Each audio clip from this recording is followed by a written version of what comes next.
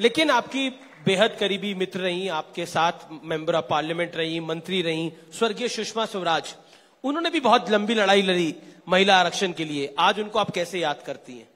मैं उनको नहीं, हमारी उनकी तकरार थी इस पे, क्योंकि वो कहती थी कि तुम ओबीसी की बात क्यों करती हो और तुमने बिल में पंगा डाल दिया।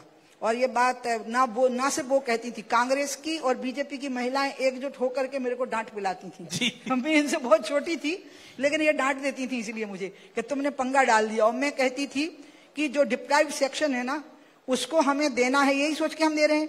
तो सारी महिलाएं पिछड़ी हैं, ये सत्य है। जो बहुत पढ़े लिखे घरों की महिलाएं हैं, पैसे वाले घरों की, वो भी कहीं ना कहीं पिछड़ी हैं। तो सबको मौका मिलना चाहिए, लेकिन वो पिछड़ों में अति पिछड़ी हैं। They are the weakest in the weaker section, इसलिए उनको मिलना चाहिए। मेरा अगला सवाल है कि महिला आरक्षण बिल तो पास हो गया, लेकिन उसके ऊपर कई सारे सवाल या निशान लगे। और एक सवाल जो खड़ा हुआ वो खड़ा हुआ कि बीजेपी की मंशा क्या है, भारतीय जनता पार्टी की मंशा क्या है। बीजेपी कहती है कि हमने तो अपनी पार्टी में ही 33% आरक्षण कर रखा है, तो हमसे क्यों सवाल पूछते हो, बाकी लोग अपने पाले में झांके।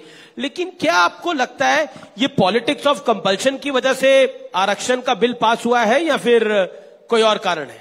मुझे लगता है कि बिल्कुल सही समय पर हुआ। नई संसद है, नई शुरुआत है। और एक बात और बता दूं कि प्रधानमंत्री जी ने महिलाओं को बहुत महत्व दिया, ऐसा कभी किसी सरकार में नहीं देखा। हमने कभी वुमेन डिफेंस मिनिस्टर नहीं देखी, हमने कभी वुमेन फाइनेंस मिनिस्टर नहीं देखी, हमने कभी वुमेन्स कॉमर्स मिनिस्टर नहीं देखी, हमने कभी वुमेन एचआरडी मिनिस्टर नहीं देखी। इसके पहले महिलाओं के 2-3 विभाग रिजर्व थे। रिजर्व पहला था मामला, एसटी वो क्या बोलते हैं, क्या आंगनबाड़ी, महिला बाल विकास, टूरिज्म और कल्चर, ये इनको दे दो और बस काम चलाओ, इतने में ही रहो तुम लोग। लेकिन पहली बार ऐसा हुआ है कि प्रधानमंत्री जी ने उन, और सबसे महत्वपूर्ण जो कैबिनेट की कमेटी होती है उसमें भी उन्होंने महिलाओं को रखा, विदेश मंत्रालय भी महिला को दिया। इसलिए प्रधानमंत्री जी नारी सशक्तिकरण में भारत के सारे प्रधानमंत्रियों से आगे रहे। इंदिरा गांधी भी उस मामले में मोदी जी के मुकाबले में पीछे रही।